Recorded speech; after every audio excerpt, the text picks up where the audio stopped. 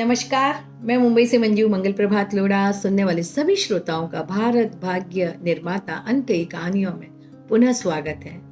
आज मैं आपके समक्ष लोकमान्य बाल गंगाधर तिलक के बारे में चंद बातें बताने जा रही हूँ। महाराष्ट्र के रत्नागिरी में जन्मे लोकमान्य बाल गंगाधर तिलक भारत के एक प्रमुख नेता, समाज सुधारक और भारतीय स्वतंत्रता संग्राम के पहले लोकप्रिय नेता थे। इन्होंने सबसे पहले स्वराज्य की मांग उठाई। अंग्रेजी राज के खिलाफ तिलक का नारा स्वराज मेरा जन्मसिद्ध अधिकार है और मैं इसे लेकर रहूंगा पूरे देश में बहुत प्रसिद्ध हुआ। भारतीय इतिहास में इन्हें आदर से लोकमान्य पूरे संसार में सम्मानित कहा जाता है। इन्हें हिंदू राष्ट्रवाद का जनक भी कहा जाता है। तिलक जी ने मराठा दर्पण व केसरी नाम से 2 दैनिक समाचार पत्र शुरू किए जो जनता में बहुत लोकप्रिय हुए। केसरी में छपने वाले उनके लेखों की वजह से उन्हें कई बार जेल भेजा गया। तिलक ने भारतीय समाज में कई सुधार लाने के प्रयत्न किए। वे बाल विवाह के विरुद्ध थे। उन्होंने हिंदी को संपूर्ण भारत की भाषा बनाने पर जोर दिया। महाराष्ट्र में उन्होंने सार्वजनिक गणेश उत्सव की परंपरा प्रारंभ की ताकि लोगों तक स्वराज्य का संदेश पहुंचाने के लिए एक विशाल मंच उपलब्ध हो सके।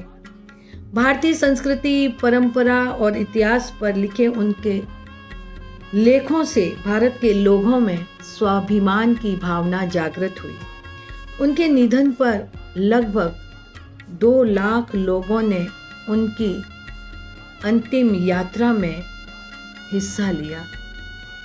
मरणोपरांत श्रद्धांजलि देते हुए गांधी जी ने उन्हें आधुनिक भारत का निर्माता कहा और जवाहरलाल नेहरू जी ने भारतीय क्रांति का जनक बतलाया।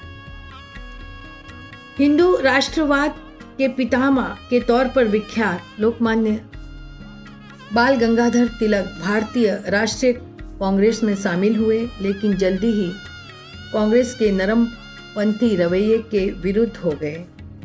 उन्होंने स्वराज्य का संदेश लोगों तक आसानी से पहुंचाने के लिए स्वराज्य मेरा जन्मसिद्ध अधिकार है और मैं इसे लेकर ही रहूंगा, इस नारे के साथ तिलक ने इंडियन होम रूल लीग की स्थापना की।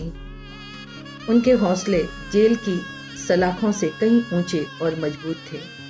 उन्होंने अस्त्र शस्त्र की ट्रेनिंग लेने के बाद कहा कि मैं आवश्यकता पड़ने पर देश के लिए अपनी जान भी दे सकता हूँ।